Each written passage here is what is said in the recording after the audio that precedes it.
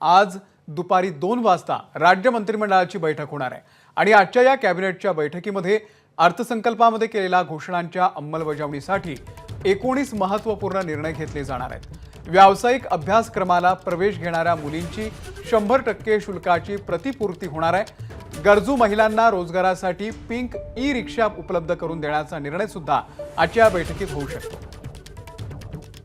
राजू सोनावणे आपले प्रतिनिधी या संदर्भातले अपडेट देतील। राजू, अमोल, पाहतोय आपण आज दुपारी 2 वाजता मंत्रिमंडळाची बैठक आहे आणि या बैठकीमध्ये तब्बल 19 जे आहे ते निर्णय घेतले जाणार आहे। यामध्ये आपण पाहतोय अर्थसंकल्पामध्ये अनेक मोठमोठ्या घोषणा केलेल्या होत्या। या घोषणांच्या संदर्भात जे आहे ती प्रस्तावाला मान्यता दिली जाणार आहे। त्यामध्ये सगळ्यात महत्त्वाचं पाहतोय आपण व्यावसायिक अभ्यासक्रमाला प्रवेश घेणाऱ्या मुलींची 100% शुल्काची प्रतिपूर्ती जो निर्णय होता त्याला मान्यता दिली जाणार आहे। गरजू महिलांना रोजगारांसाठी पिंक ई रिक्षा उपलब्ध करून देण्याचा निर्णय घेतला होता त्याला सुद्धा जे आहे ते आजच्या मंत्रिमंडळ बैठकीत मान्यता दिली जाईल। शिक्षण सेवकांच्या मानधनात वाढ करण्याचा निर्णय घेतला आहे। खरं तर हा निर्णय गेल्या अनेक दिवसांपासून प्रलंबित होता। मोठ्या प्रमाणावरती आंदोलनं सुरू झालेली होती, सरकारच्या विरोधामध्ये नाराजी होती आणि तीच नाराजी दूर करण्याचा प्रयत्न जो आहे तो आज होणार आहे।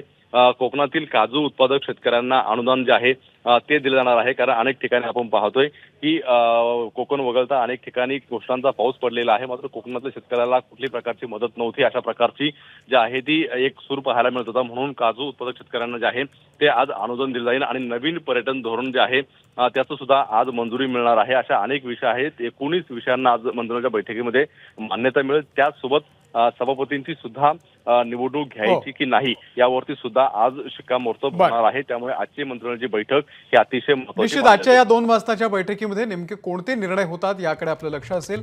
राजू, धन्यवाद दिलेल्या माहितीबद्दल। एबीपी माझा, उघडा डोळे बघा नीट।